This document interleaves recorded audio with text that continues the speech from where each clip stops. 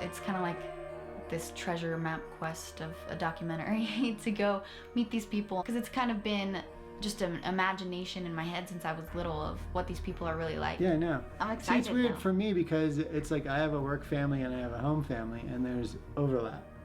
And the overlap is a doll that kills people. I am Chucky, the killer doll, and I dig it! So what do you think it's like to be part of like this basically horror Chucky family that's been formed from it? It's funny because I think of it as a family first and horror second. You know, I think it's that tight of a group. Of course, I do think of Chucky as family. He's mine. He's mine. Although Tony will say he's mine, and David Kirshner will say he's mine, because success has many fathers. Being a part of the Chucky franchise, and with Don and I from the beginning, especially your dad, and Brad Dourif, and now Fiona Dourif, there is very much a wonderful familial flavor to it. And Don is such a papa to all of this and such a loving soul. I'm very, very, very close to him. We really love each other. It just feels like my family. She's basically my best friend now, which is so weird. She's also young enough to be my daughter, which makes it weirder in a way. It's kind of funny because we'll go to set, Fiona will be like, oh, you're not killing me today. And we're on the call sheet together. And she'd be like, well, I'm number 1 on the call sheet and you're number 9. I was nervous that I wasn't going to take it seriously because on set, you know, there's this moving, walking puppet operated by your dad, and they play my dad's voice. And I was like, I think you guys are just gonna have to say the words, so I'm not gonna, because he sounds like my dad. I'm gonna kill you slow. Working with Brad is awesome. Like I said, I was, a huge fan of his, even just starting as a kid, growing up. One Flew Over the Cuckoo's Nest. When we did Curse of Chucky, he was on set every day that Fiona was working, and he was there as like the proud dad. And we kind of bonded as parents, which is funny because then I go to work and I listen to his voice coming out of this doll while we're trying to stab Fiona. She's got her feet and doesn't need me.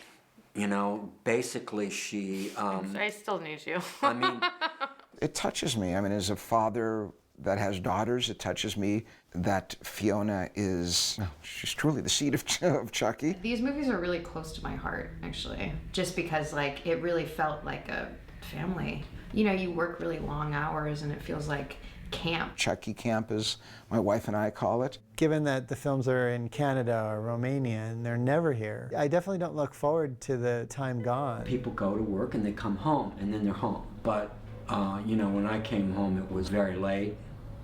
I had to get up early. Or you'd just be gone for... Or I would be gone for weeks or months. It doesn't bode well as far as, you know, being able to do your job well and be a parent well at the same time. I was a father that until that point had been there for everything. So when I went away for Chucky, it was difficult. It was difficult for everybody. You're going somewhere where it's a different time zone, so you're not going to be able to be plugged in just on the most basic routine. There was no Skyping or anything else, so a lot of phone calls. It was hard. It's an interesting question. No one's ever asked me that. No one's ever cared. It really sucks when you're gone and it's your kid's birthday and you can't be there. And you're stuck, you know, in some hotel room somewhere waiting for the alarm to go off so you can go stick a knife in Fiona's leg. Sometimes it's just goddamn lonely in doing some of those films. And I just did dialogue by myself all day. Well, you feel, as a parent, you feel like you miss everything. I mean, part of the fun of being a parent is the family dynamic. You know, listening to all 3 kids laugh, to me, is like the best thing ever. So you go away and you don't have that. My father and I are basically like best friends.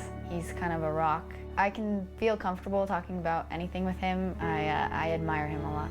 And as a 6, 7, 8-year-old, you'd have your other half, so to speak, leave on a plane for this movie.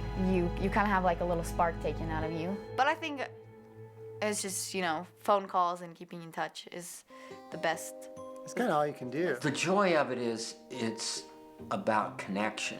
I thought it was very interesting that Fiona and I both share, you know, growing up with this doll, but in different aspects of her dad was an actor and mine was the makeup guy. I've been in a theater and watched my dad like watch his head explode in a microwave or whatever over and over again. And I don't like it. And I still don't like to watch him die. My dad dies in one of the movies. That's right.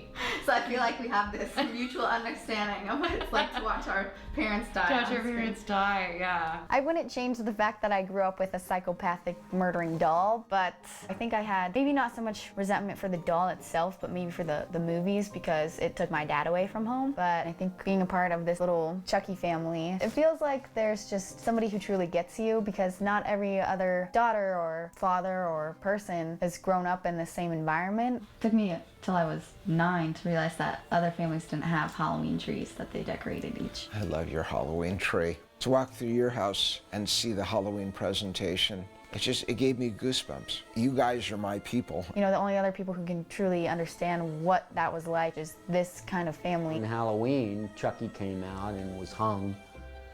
We hung him. I dressed up as Corpse Bride because I guess in a twisted way that is my version of a princess, is a undead bride. Okay, so we're twisted, yeah. So we're weird. In my office, they probably think, okay, this is like the Addams family. They're just, because to us, it's nothing.